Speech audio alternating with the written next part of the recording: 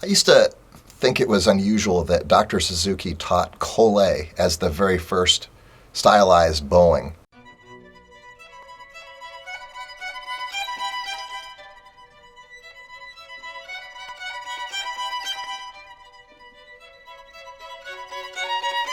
It seems to be that there are more practical bowings out there, like your legato bowing, maybe spiccato, maybe, I don't know, I could think of at least 10 other bowings that I would prioritize over Cole. So why does he teach the Cole bowing first? Beep, beep, bum, bum, bum, bum, beep, bum, bum, bum.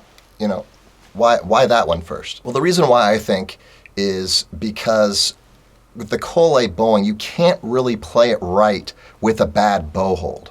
So if we have our Cole motion this way or this way, we can start to break that skill down and learn it in a form that I call a bow push-up. And again, I like to introduce this with a pencil first because pencils are lighter, they're safer, you're not going to stab somebody with your bow, it's just easier to learn.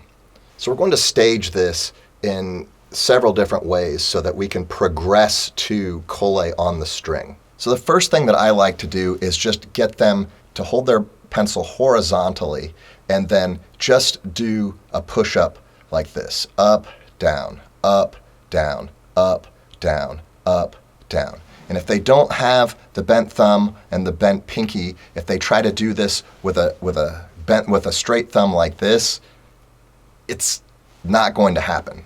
Same thing with the pinky jetting out like this, like in your cello section.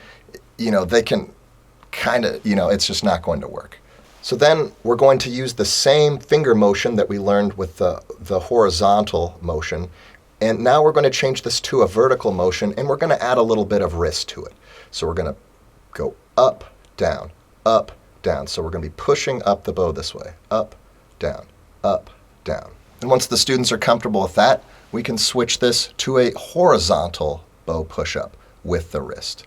Up, down, up, down, up, down, up, down. And then once you've done this with the pencil, you can start trying it with the bow. Just tell your students to be careful and not accidentally hit their stand partner or somebody else. Some students are very uncoordinated and they might hit somebody from across the room. You never know. So like the windshield wipers with beginners, I like to use this pretty much every day, while I'm going around the room tuning instruments. I have them do these exercises and to get them nice and limber and make sure that they're thinking about their flexibility and what their hands should be doing. And with my more intermediate and advanced students, I use it as a troubleshooting tactic. You get these students that come into your orchestra and for the life of them, they just cannot hold their bow right. And they've got a lot of problems and it's really holding them back. And it's because for years, they've been able to get away with bad technique and they can go home and they can just kind of play, Dragon Hunter or whatever. And it kind of sounds like Dragon Hunter, they can play it with, horrible technique and it kind of sounds like it's supposed to. But then they start getting into more advanced music and that technique just doesn't work anymore.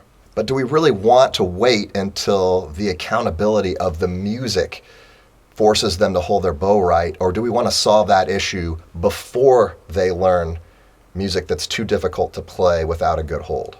So if you see a student that's struggling, and I'll go over some troubleshooting tips so you can identify those students very quickly in your room and be able to point out exactly who's having trouble with their hold.